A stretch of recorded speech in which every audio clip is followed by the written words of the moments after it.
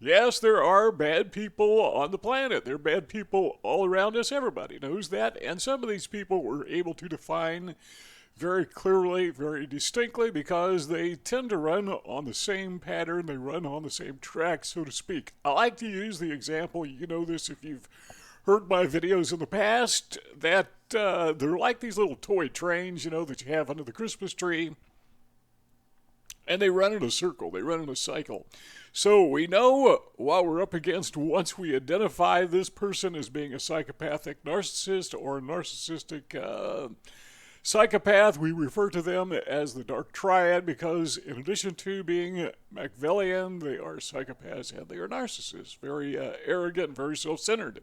So once we understand the basics, what we're up against, it makes it much easier, maybe not as pleasant, but much easier to deal with these people. So let's talk about what we are up against. Number one, we need to keep in mind that narcissists, psychopaths cannot not be narcissistic psychopaths. This is the way that they seem to be hardwired. I'm pushing 70 years old. I've been doing this thing called life for 7 decades.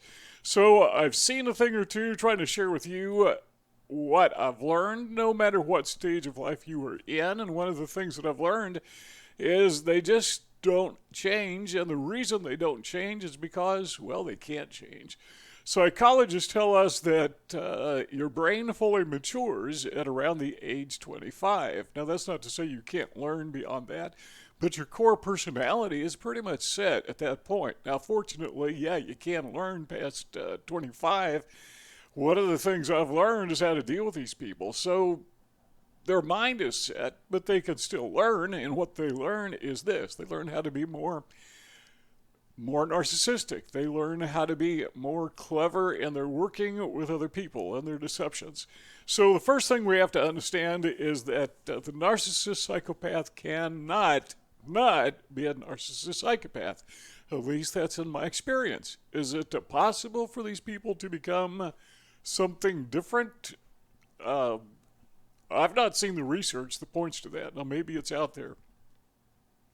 Surely there has to be some exceptions where someone has truly, honestly changed, aside from physical injury or surgery. They got to be out there. I've just never encountered it, so okay, I'll assume that they're out there, but they're not. Now, the reason we say that is because when you are dealing with a psychopath in your life, this person who has taken advantage of you, you know, they came into your life, they can I use the term buttered you up? That's not a technical term, but you know, the love bombing, the grooming, and you thought they were the great person. They just ran on the track. That's because it seems that nature has made certain people that way. We know that because there are so many of them, and they all run on the same track. What is that track? Well, number one is the grooming stage. Number two is that stage where, for lack of a better term, they just kind of deceive you and beat you down. They take advantage of you, and then ultimately they will discard you. That's the next stage, in which the smear campaign begins in earnest. Number two is this: the narcissist psychopath can't be honest. This is a part of who they are, it seems. They just cannot be honest people. Now, that's important to notice because it seems that everything they do has one objective, and that is to be deceptive.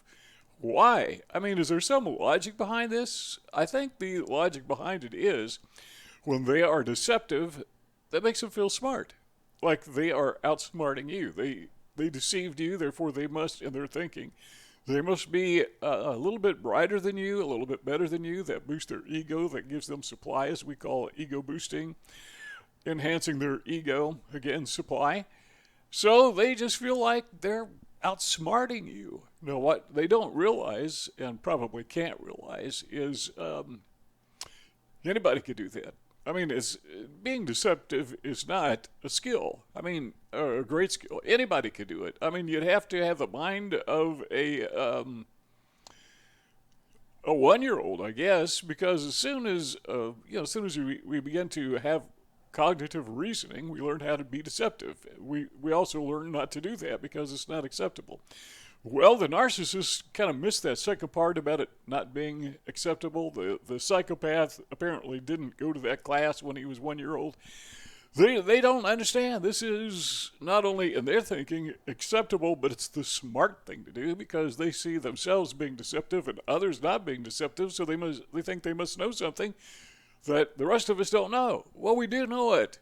We do understand it. We just don't do it, again, because it's not acceptable. But they're not being smarter. They're actually being, I hate to say dumber, but they're being dumber. Number 3 is, and this is kind of what we've already touched on, is they just can't grow up. Once you are a narcissist or a psychopath, you're kind of stuck in what I call age 11. Remember when you were in school, 9, 10, 11 years old, and the kids behaved in a certain way, and we all behaved that way to some degree. Some were worse than others. But we had this emotional mindset that if we were offended in the least little bit, that there was cause for repercussion, that we would retaliate because somebody punched or pulled or pushed or whatever, whether intentional or usually it was intentional, sometimes not. But we were so easily offended. Well, that's part of growing up. That's part of preparing us for adulthood. But the problem with a narcissist, the problem with a psychopath, is, again, they never grew past that. It's kind of like they just got stuck at age 11 or whatever age it is. So far, 4 things we need to know about the psychopath, about the narcissist. Number 1 is they can't not be narcissists. They can't not be psychopaths. Number 2 is they can't be honest. The only time they're honest is when they're being dishonest about being honest. Number 3 is they can't grow up. And number 4 is they have this 11-year-old childish approach to life because, it's like their brain matured to age 11 and it just stopped growing. It just stopped maturing. Number 5 is they tend to be impulsive. Now, by that I mean, and I think you know what impulsivity is, but by that I simply mean the narcissist, the psychopath, tend to do things on the spur of the moment. They are very reactive. They don't respond, they react. They don't think about consequences. For example, we find that about 20% of inmates in the federal prison system, state penal system, are psychopaths. 20% compared to what? 1 or 2% in the general population? In other words, they keep going back to prison. They stay in prison. Why is that? Well, because if you take a psychopath and you put him in prison, going to teach him a lesson, and the lesson is don't be a crook, because if you do, you're going to be punished for it. They don't get the message. Put them in jail, put them in prison, they don't learn.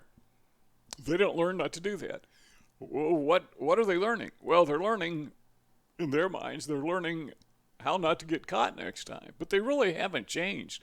They're still impulsive. So you give them, sometimes I've seen narcissists and psychopaths who have been given a second chance. I knew a guy who was successfully prosecuted for bouncing checks. They call it check deception. And, he had to pay a fine, had to pay a fee, and they let him go. And you know what he did? He just wrote more bad checks. So they prosecuted him again. Okay, he didn't learn his lesson.